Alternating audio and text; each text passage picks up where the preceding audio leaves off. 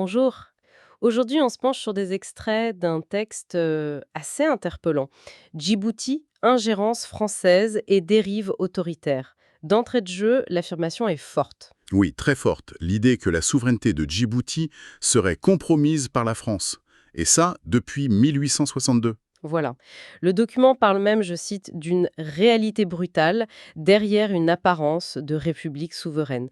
Ça pose le décor, hein. Absolument. Ces écrits adoptent une lecture très critique, on peut même dire accusatrice, de la relation France-Djibouti. Hmm, Ils suggèrent une influence française non seulement historique, mais continue. hmm.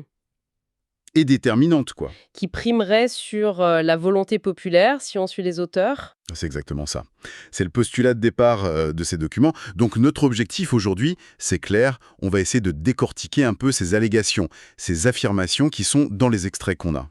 Voilà, explorer ça en profondeur. Et on va regarder plus particulièrement ce contexte de potentiel changement constitutionnel. Mhm, Parce que d'après le texte, ce changement, ça viserait à permettre un sixième mandat au président Ismaël Omar Guelleh. c'est ça. Et la question que soulève le texte, c'est le rôle que la France jouerait, ou jouerait supposément là-dedans. Exactement. Quel rôle supposé pour la France dans tout ça? Il s'agit vraiment de décrypter la perspective qu'offrent ces documents sur une situation politique qui est décrite comme très tendue, visiblement. Oui. Et l'analyse qui est proposée, elle fait le lien entre des événements récents ou à venir, comme ces allégations pour 2025-2026, Hmm.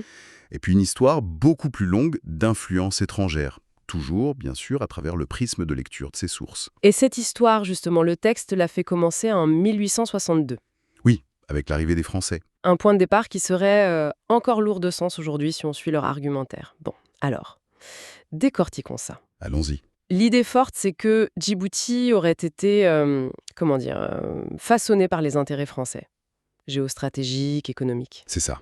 Pour devenir, je cite encore, un avant-poste militaire et politique pour Paris. Et la position géographique, évidemment, elle est mise en avant comme absolument cruciale, ce fameux carrefour de l'Afrique et du Moyen-Orient. Ce qui est intéressant, c'est comment le texte explique cette importance stratégique. Oui, pour les auteurs, c'est très concret. Djibouti, c'est vital pour la France à cause des bases militaires françaises, bien sûr. La présence militaire, oui. Mais aussi l'accès à des contrats économiques jugés importants, et puis le contrôle, ou en tout cas l'influence, sur les ports. Les infrastructures portuaires qui sont névralgiques. D'accord. Donc une position clé défendue sur plusieurs plans, militaire, économique et logistique. Précisément. Et l'analyse qu'on trouve dans ces extraits, elle va même un peu plus loin. C'est-à-dire? Elle suggère que pour sécuriser ses intérêts jugés vitaux, la France aurait une préférence assez marquée pour une forme de stabilité autoritaire. Ah oui, même si ça va contre les principes démocratiques. Selon le texte, oui.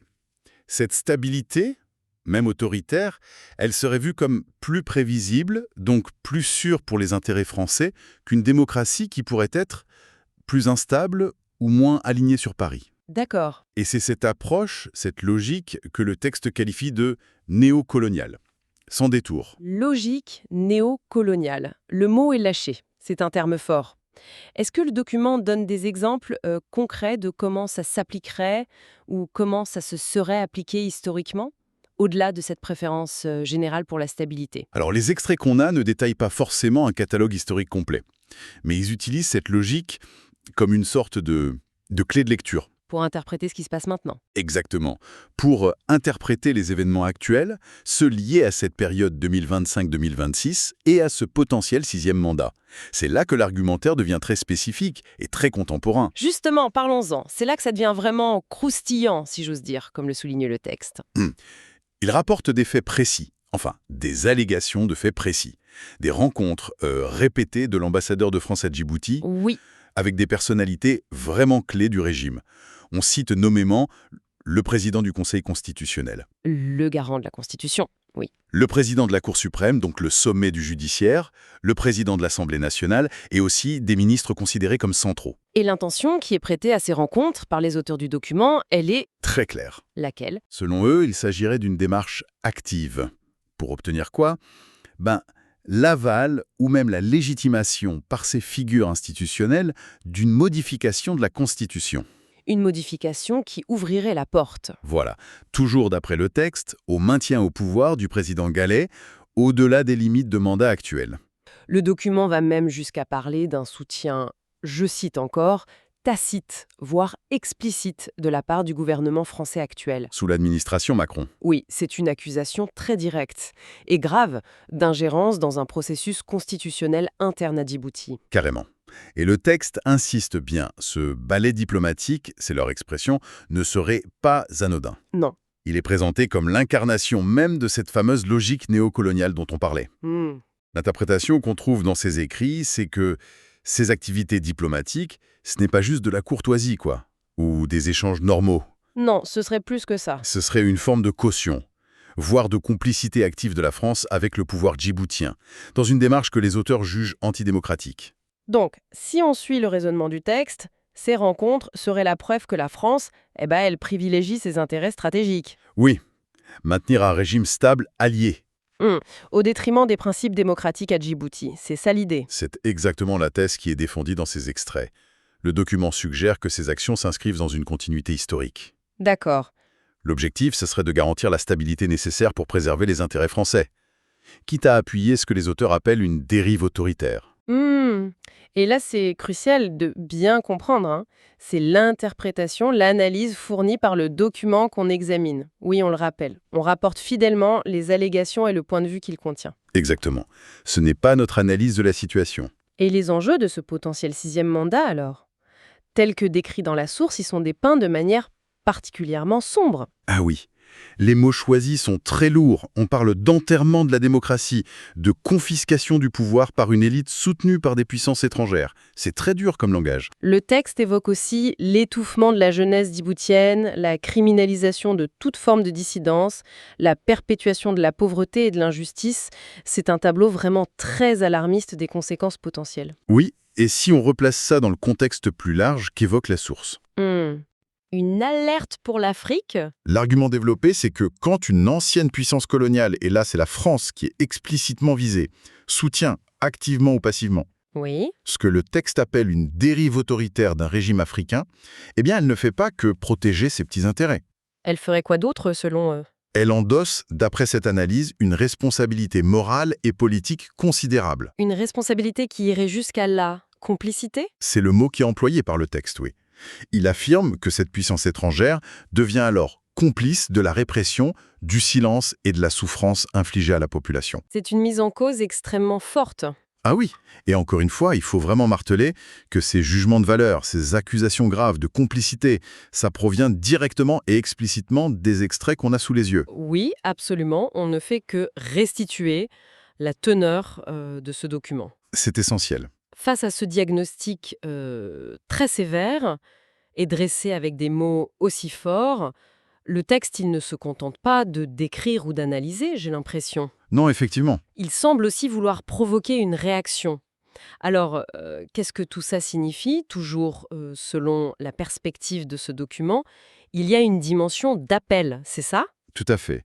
Le document bascule assez clairement sur un registre militant, on pourrait dire, dans sa dernière partie. Ah oui. Il lance un appel assez vibrant à la population djiboutienne. Il l'exhorte à briser le cycle. Le cycle de quoi? Le cycle de ce qui est décrit comme une double dérive. D'un côté, l'influence étrangère, jugée néfaste, et de l'autre, la confiscation du pouvoir en interne. D'accord. Et cet appel, il est formulé en termes de refus, un refus catégorique, Un refus qui s'exprimerait comment? par des noms. Exactement, par des noms répétés et très clairs. Non à l'ingérence étrangère, non à la manipulation constitutionnelle, qui est perçue comme imminente, et non à ce que le texte qualifie de manière très imagée de monarchie déguisée. Monarchie déguisée. Oui, qui serait en train de s'installer, selon eux. C'est un rejet en bloc du scénario politique qui, d'après les auteurs, se dessine. Et est-ce que le texte va jusqu'à suggérer des pistes d'action concrètes pour traduire ce refus en actes? Oui, il évoque explicitement la mobilisation, sous diverses formes.